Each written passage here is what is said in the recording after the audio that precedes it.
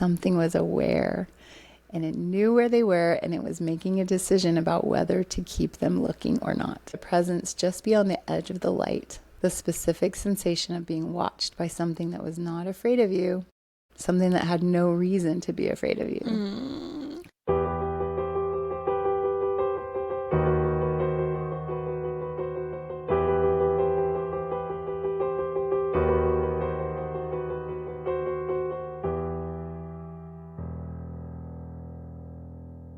Welcome to this episode of the You Two Scare Me podcast. We're your hosts. I'm Felice. And I'm Andy. And we are coming to you from Key West, Florida. Okay. Are you ready to get started with our story? Let's get started. Okay.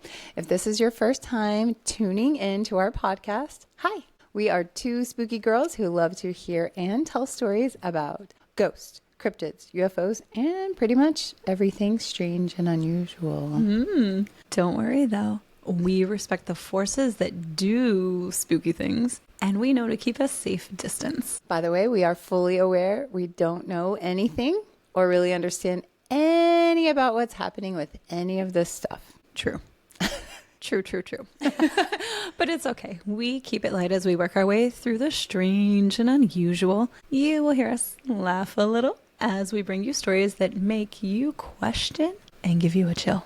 That's right. A quick warning before we begin. This podcast is for entertainment purposes only. Our tales are drawn from folklore, history, and reported experiences, but we don't claim them as fact. Some stories may include sensitive topics, so listener discretion is advised. Dive into the shadows with us as we bring you haunting tales in this episode of the You Two Scare Me podcast. Shall we dive in? There is a documentary on Netflix called The Lost Children, directed by Oscar-winning filmmaker Orlando von Einsiedel.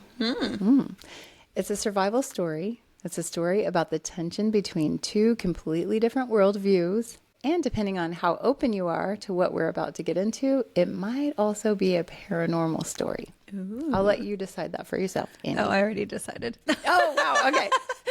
Here's what happened. On May 1st, 2023, a single-engine Cessna took off from a small remote village called Araraquara, deep in the Colombian Amazon. Ooh.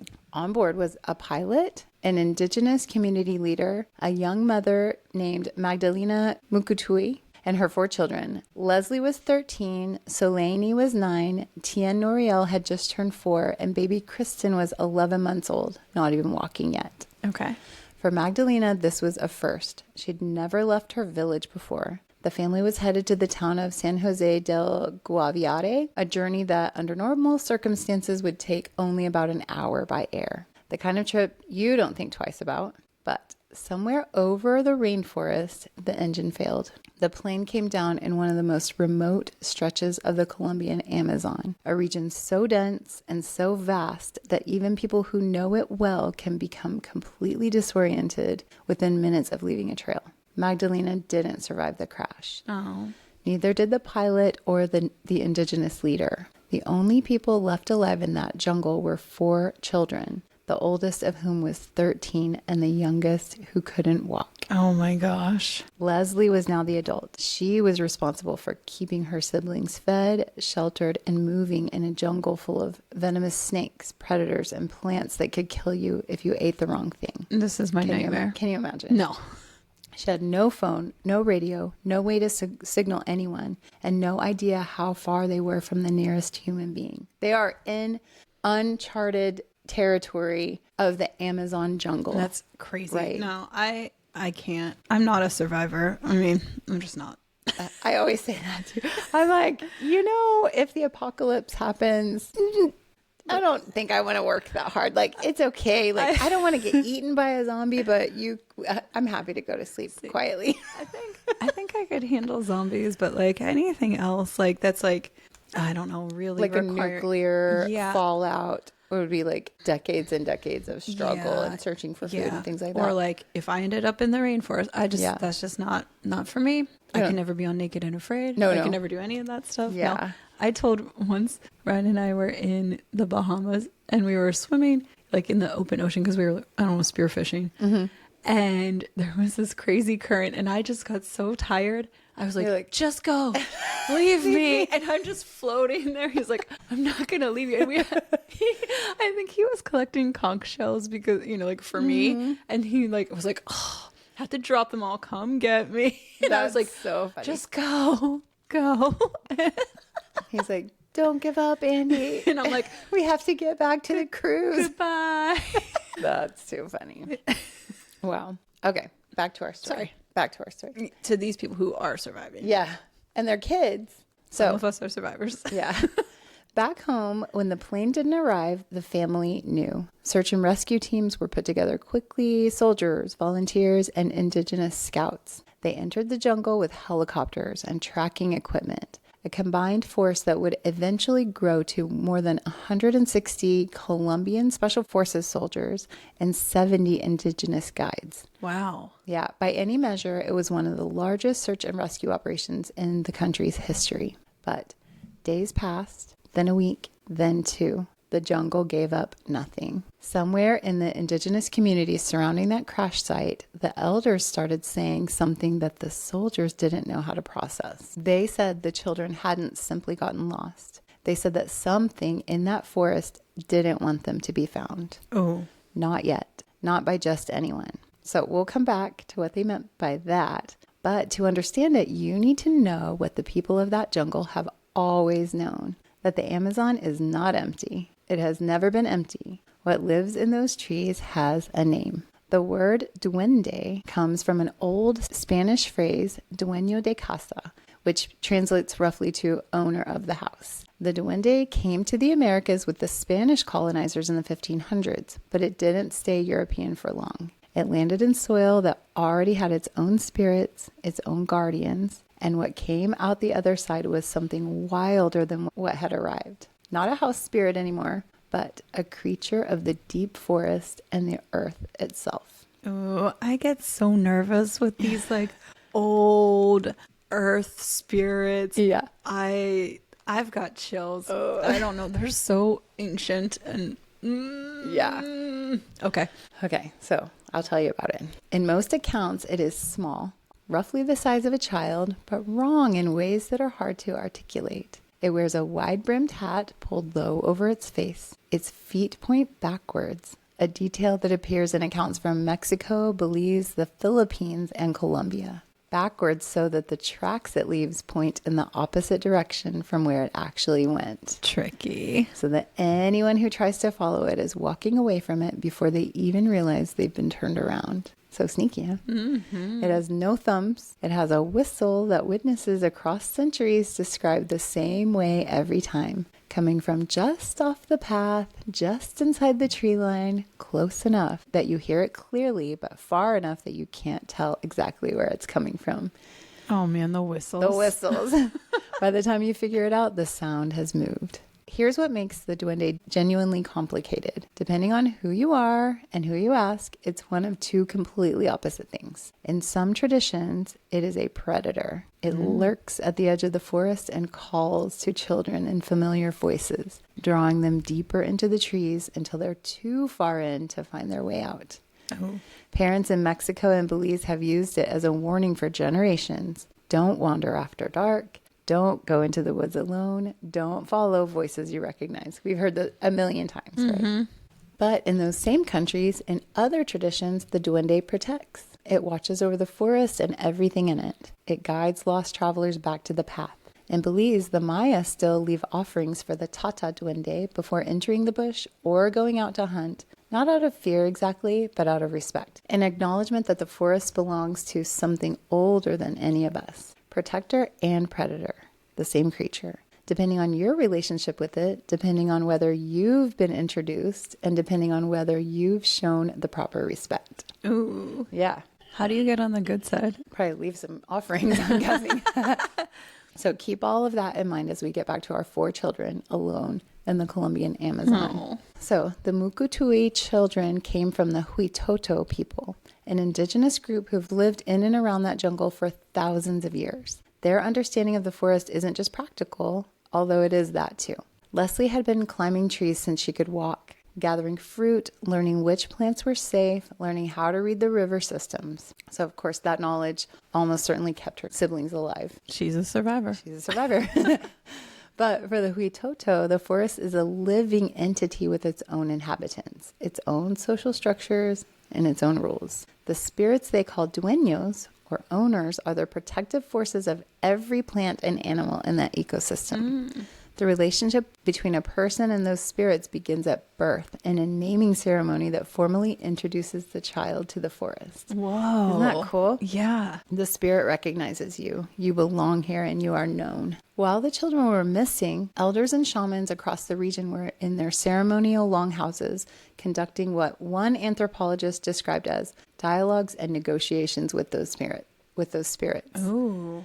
They were actively working in the way they know how to work to bring those children home. On the military side, things were fracturing. The Colombian Special Forces, mostly Catholic, mostly operating from a framework of technology and tactical logic, didn't trust the indigenous trackers. So there's like a whole long history that the documentary really gets into.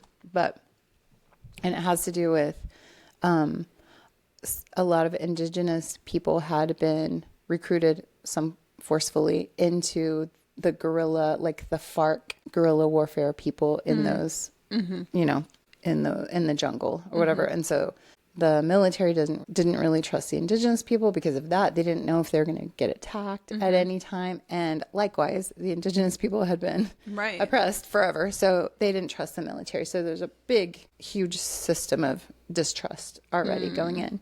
I'm wondering how or what the outcome, I mean, I know we're not there yet, but how different it might have been if that indigenous man on the plane had survived with them. Oh, yeah. You know what I mean? If he would have been just like, hey, spirits. Yeah.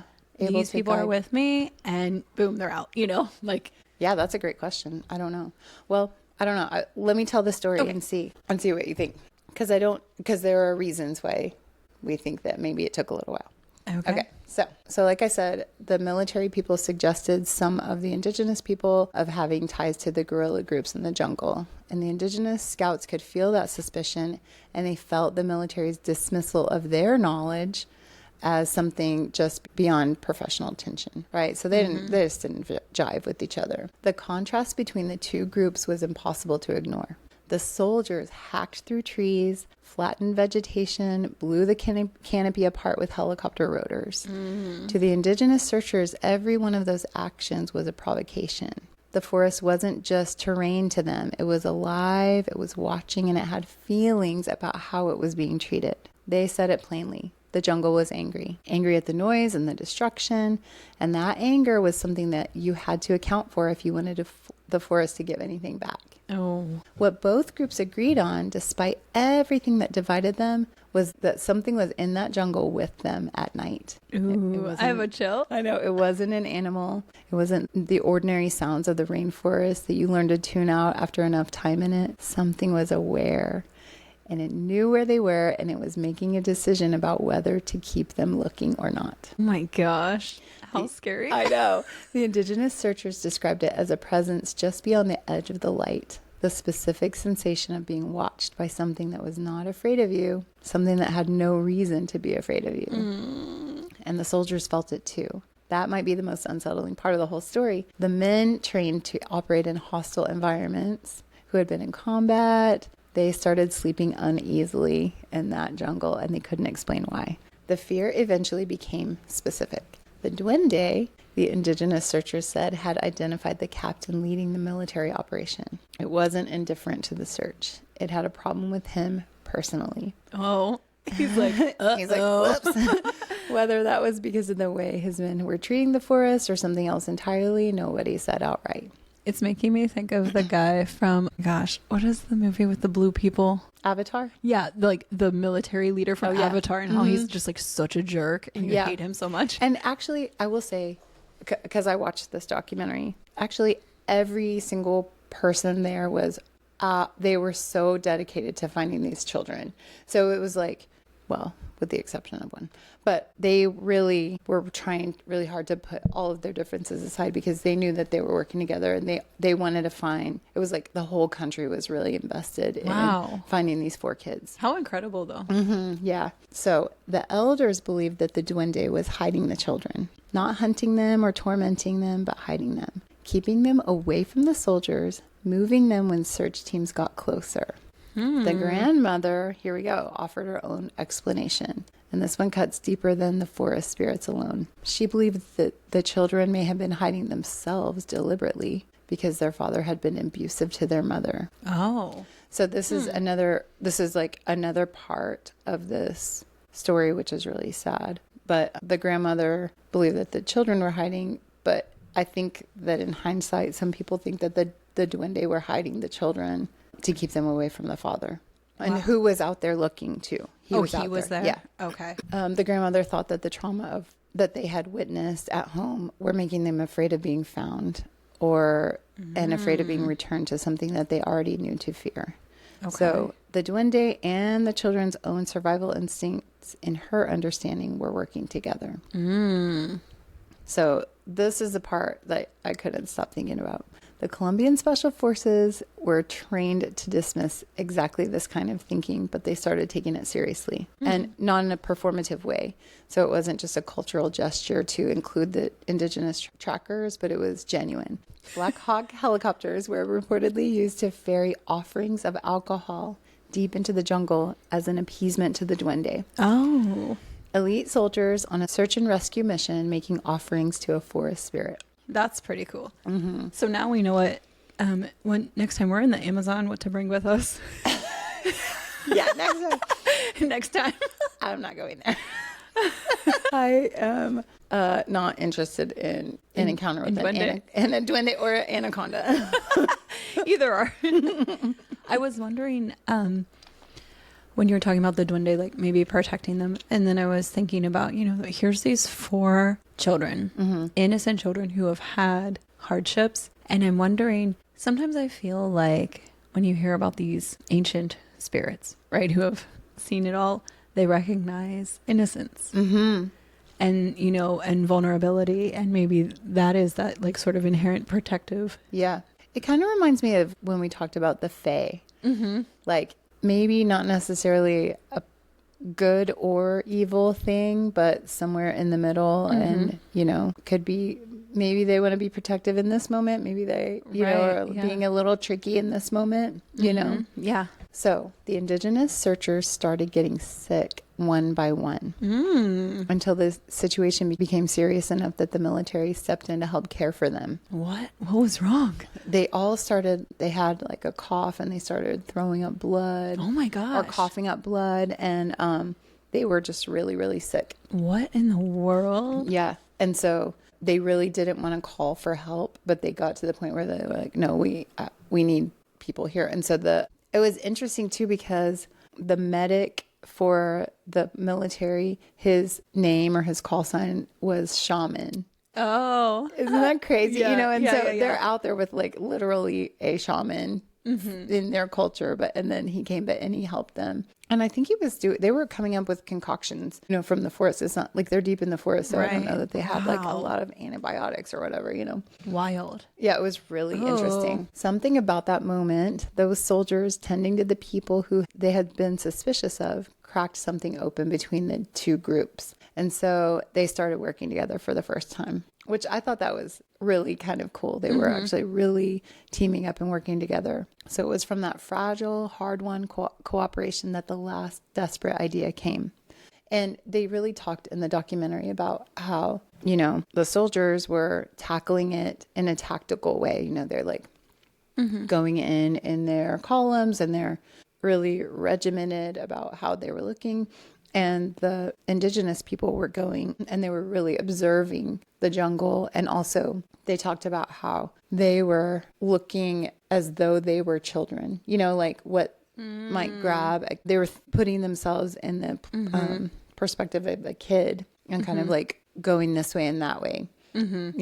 So it's like a logical kind of like search this area and then this grid and this grid and this grid, versus I'm going to vibe it. Exactly. And they were also chewing cocoa leaves and tobacco leaves, and they're like really trying to quiet their mind and listen to the jungle, you know. It was Very fascinating. cool. I highly recommend this I really want to watch documentary. it. Yeah, it's called The Lost Children. The last show. It's on Netflix. I'm wondering though too, why are the indigenous people getting sick? You know, why is it not the military people? Like in my mind, the people who are connected and respecting the jungle would be taken care of. I don't know. It's weird. I don't know. But Unless it wasn't from the Duende, it was like, well, and also it's, maybe the Duende is like, doesn't want these children to be found by anyone yet. so that's their interference. Interesting. Here's where it gets crazy. By the time Here's where it gets crazy. crazier. By the time the search reached its 40th day. So think about that for a second. These kids have been on their own for over a month. That's crazy. No food, no water. They have a baby with them. The baby turned 1 during the search. During this 40 days. I can't imagine. She's not even big enough to walk yet. And you have a 13-year-old girl who clearly is very good in the jungle, but also she's just a kid, you know? Yeah. And they're on their own. I mean, I couldn't be trusted now. You're doing okay. Let alone when I was 13. No, oh my gosh. 13, no way. By the time the search reached its 40th day, hope was running out. The military was preparing to scale back, and they really didn't want to. You know, they really set out at the beginning, like, we're going until we find these kids. These are our kids. But at some point, they're like, you know, we can't do this forever. We only have a certain amount of resources. Of course. The jungle had swallowed every lead. It was in that moment, as a last resort, that the indigenous leaders decided to turn to something that the soldiers had no framework for at all. Yage. In the outside world, it's called ayahuasca. Oh. So we've talked about ayahuasca before, right? Mm-hmm. DMT, the whole, you know. Unlocking your brain. Exactly. To the Huitoto and many other Amazon peoples, it goes by another name, God.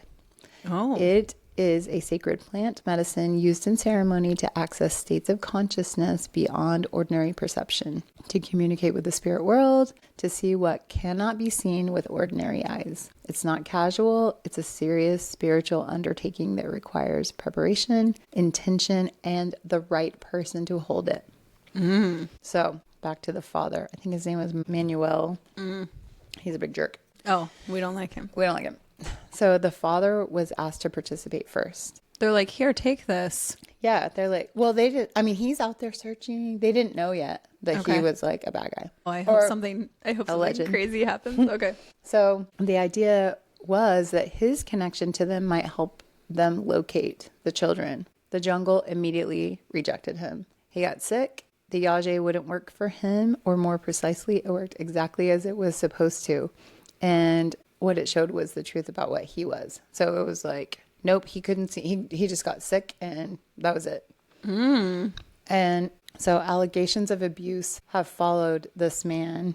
And in the years since, like, he's in prison right now waiting for trial for abuse.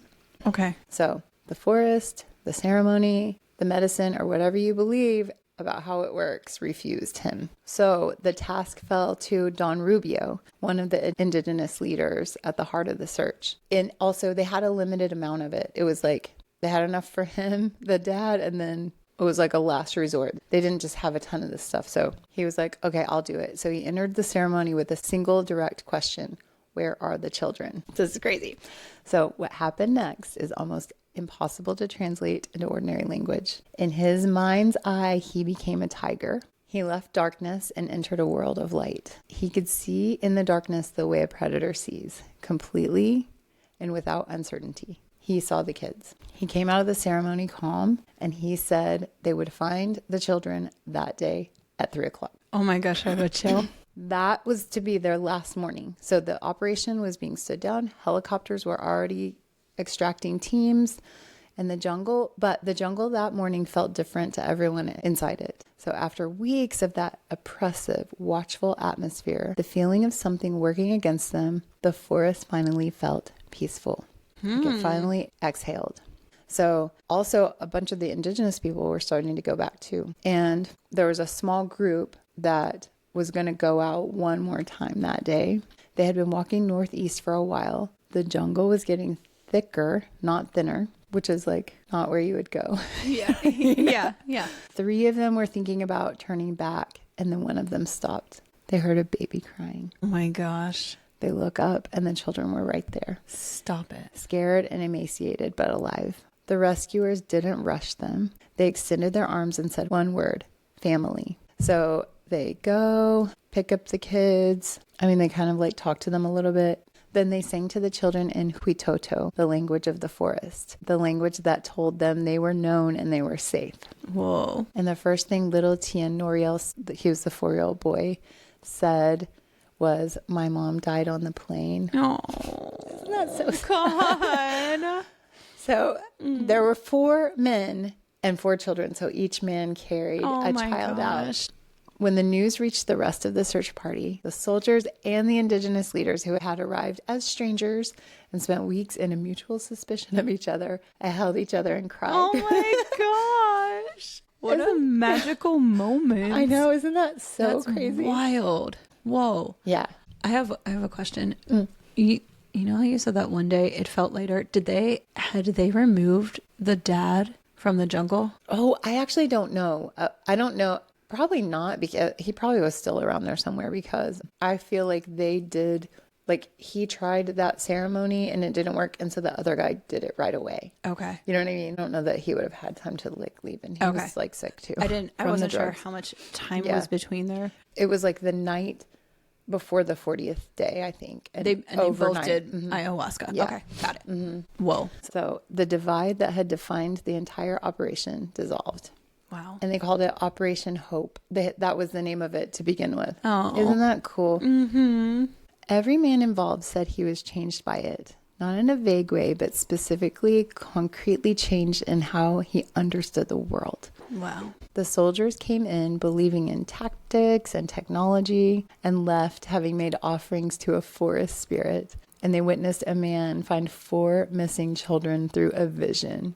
Wow, that's wild. Yeah, the indigenous searchers had their knowledge and their cosmology validated in front of the entire country, and they were celebrated. So the story reminded Colombia, and honestly the world, because this was a worldwide story, that indigenous people do exist and their ways of knowing are real, and that they had been custodians of that forest for thousands of years and it hadn't forgotten them. Oh my gosh, I love it. So here's the question the duende leaves you with. One that doesn't have a clean answer no matter which framework you're working with. Is the duende a predator that steals children from the forest or in the forest to the forest? Or is it a protector that keeps them safe inside it? Protector. So maybe it depends on who you are, where you're from, and whether the forest considers you a stranger or a child it already knows. No, I'll be bringing the booze. Don't worry. Don't worry, Duende.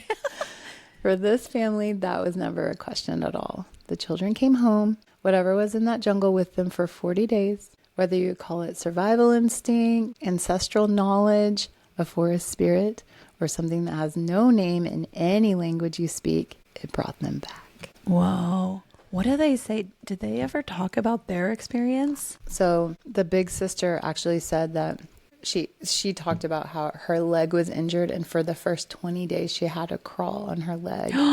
And then and she talked about one time they almost sat on a snake and she killed it with a stick. They were catching fish. They were able to catch fish, but then they didn't have anything to cook it, so they were eating the fish raw. Oh my gosh. But also their mom had taught them what kind of fruit to eat, and she knew that the baby needed the most. And so like that was her main focus, was keeping that baby alive. Oh my gosh, how incredible. Mm-hmm. And also it was sad too, because she said that actually when the crash happened, their mom, she was still making noises, and then she wasn't making noises anymore. And then she knew that she had to get them away from there and go find some food, and that she was on her own. Oh my gosh. Mm-hmm. What an incredible story. What a will to live. Mm-hmm. And like, I mean, that girl was so strong, you know, to have the wherewithal to, I have to take care of my siblings. I need to take care of this baby. I need to do this, like sacrificing all of these things and crawling through the forest for 20 days. Like unreal. How old was so there's the baby, the 4-year-old, the 13-year-old. And then there was one that was like 8 or something? Yeah, it was like a middle. Okay. Unreal. Crazy. Wow. I wonder if they felt or would even talk about if they felt like a protective presence, you know? I don't know. But it was all so interesting how it lined up that the dad, who is not a good guy, that ceremony or whatever didn't work for him. Mm-hmm. And then it did work for the other man, and he called it because that last team of 4 people, they went out at 2:00 for one last sweep. Wow. And then they found those kids. He said that they would find them at 3, and I think they found them at like 3:00. Amazing. Crazy, Whoa, right? Oh my gosh, that's wild. Wow. Yeah, definitely recommend that one. I'm gonna put on Netflix, The Lost Children. All right, I'm gonna watch it. Yeah. Yes. That was awesome. All right, are you ready for Somebody Told Me? I am. So this story comes from the dad of one of my students. Ooh, okay. So it was so funny. My student saw my podcast sticker on my water bottle and said, "Hey, did you know Mrs. Andrews has the same sticker?" And I was like, "Hey, actually I do, because we have a spooky podcast." And then all the kids wanted to know what it was about. And I just said, "Oh, we tell ghost stories." And then my student said, "My dad has like a real true ghost story." And I said, "Does he?" So the next day I saw him at drop off and I said, "Hey, I heard you might have a story." He's like, "What is this?" And so I told him, you know, like, we have this podcast, whatever. And he's like, "This is a true story." And I was awesome. That's what I'm looking for. Yeah. So here's his story. Okay. This is from Old Town Key West. Okay. So there are 2 houses on Fleming Street that are across from the library. And the story is that a sea captain built the houses for his twin girls in the 1800s so they could live next door to each other. One of the houses now had a construction business operating out of it. And there was a worker there at night that heard noises. He heard a bunch of knocking and he thought somebody was messing with him. He looked all around. He went upstairs to look and he heard knocks 3 times. Then he heard loud knocks from the house next door. What? So I guess he went next door. He opened the door and he said he saw a girl in a white dress that was floating. Oh my gosh. No way. So he ran out of the house, leaving everything behind, including his shoes. Like he just bailed. He bolted. Yeah. And he even like left the door open. So when the workers came the next day, they found the house just as he had left it. The lights were on, music was on, his stuff was scattered all around. Oh and my they're gosh. like, "What the heck?" So they asked him what happened, and he said he was never coming back to that house. Oh my gosh. So then the dad of my student, he said he brought some cleaners there, and he said, "Hey, be careful, you know, the house is haunted." And the women were all kind of like laughing, joking around and stuff like that. 15 minutes later, they called him and said, "Come pick us up." Oh my gosh. And they said, "We are not going to work here." They too heard noises and lots of knocks. Whoa. Can we get in there? I don't know. I'll ask him. I don't think that the construction business is there anymore because he said this was just a couple years ago. But I'll ask him if he knows, you know, any like who's in there now, or if we could get in. Isn't that wild? Yeah. And That's crazy. I mean, maybe this is a stereotype. When I think though of like construction workers, I'm always thinking, you know, kind of like manly men, just like, oh, nothing bothers them, joke around. You know, that's just a perception. Yeah, I'm sure that's not true. There are some sensitive construction workers out there. Yes. But to hear, you know, all these things and then just bail. That's crazy. Yeah. And then, I don't know. And then the women were like, "Actually, no, come pick us up." They're like, "Weird on here." Whoa, that's crazy. Isn't that cool? Yes. I'm wondering if it's the girls, you know, like the captain's daughters, and they're just like, "Watch this. No, I'm going to do this. No, it's my turn. Let's see who can scare them first." Yeah. Also, it's so interesting that they're still, like, these 2 houses are still connected, you know, in some way. Whoa, that's weird. Yeah. That's cool. Yeah. Nice. Thanks for sharing. Of course. Our student's dad. Yeah, thank you. I didn't want to say his name because, you know. Yeah, it's good. And thanks so much to all of you for listening to this episode of the You Two Scare Me podcast. Have you checked out our website, you2scaremepodcast.com? You can find blog posts about our episode, cool photos of us, and links to buy all of our spooky gear. Listeners, do you like what you hear? Help us reach more ears by sharing the show with your fellow weirdos, subscribing to our YouTube channel, and joining our Patreon. The link is in our show notes, or you can just go to patreon.com and search You2 Scare Me Podcast. Do it. You can also help us by rating and reviewing us on Apple, Spotify, YouTube, or wherever you get your podcasts. Don't forget to check out our social media. Find us on Instagram at You2ScareMe_podcast or on our Facebook page, You2 Scare Me Podcast. You can even follow us on TikTok, You2 Scare Me Podcast, no spaces. Remember to send us your own spooky stories for our Somebody Told Me segment at You2ScareMePodcast@gmail.com. That's YOUTWO Scare Me Podcast @gmail.com. Thanks for wandering through the shadows with us. Until next time, stay curious and beware what lurks beyond the light.